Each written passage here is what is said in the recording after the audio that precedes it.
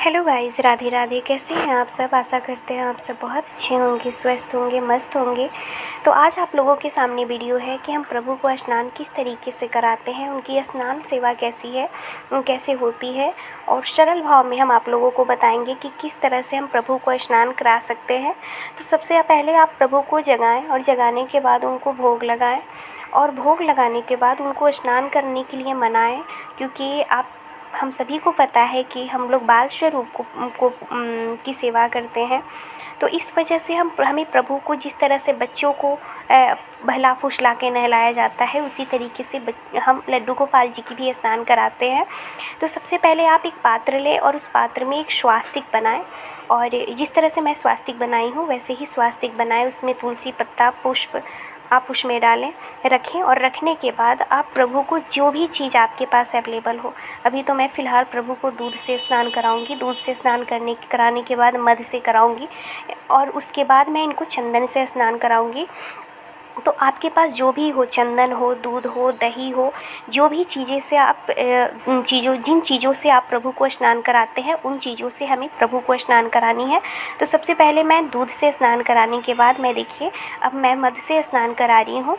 और हाँ, ये प्रतिदिन आपको होगा तब आप कीजिएगा। अगर आपसे संभव नहीं हो पाए तो आप चंदन से भी प्रभु को स्नान करा सकते हैं। तो मैं प्रभु को स्नान करा रही हूँ भी मध से। दूध से स्नान कराने के बाद मैं मध से प्रभु को स्नान करा रही हूँ। उसके बाद धीरे धीरे स्नान कराने के बाद मैं इनको चंदन से नहलाऊँगी। तो चंदन से इनके पूरे बॉडी को हल्की हल्की हाथों से मसाज करना है, और हल्की हल्की हाथों से मसाज करने के बाद जब प्रभु स्नान कर ले तो एक स्वच्छ तौली से उनके पूरे शरीर को साफ़ कर लेना है। जो भी पानी की बूंदें होती है वो साफ़ हो जाएगी। तो ये देखिए मैं प्रभु की तीनों बच्चों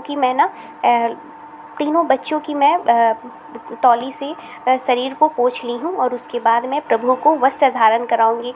और वस्त्र धारण कराने से पहले आप प्रभु से पूछ लीजिए कि उनको क्या पहनना है, आखिर कौन से वस्त्र वो पहनना चाहते हैं, और उसके बाद उनकी श्रृंगार करें। और श्रृंगार आप अपने मन के मुताबिक कर सकते हैं। ऐसा नहीं है कि बहुत वस्तुएं हैं तभी हम श्रृंगार करेंगे।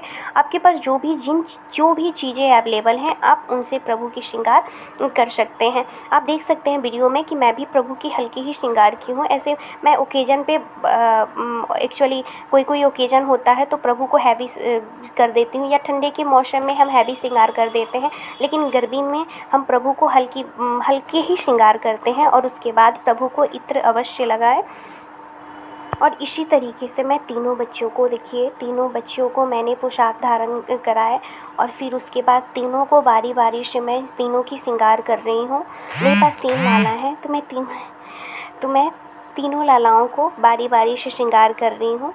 और श्रृंगार करने के बाद मैं दिखा रही हूँ कि मेरे कान्हा कैसे लग रहे हैं।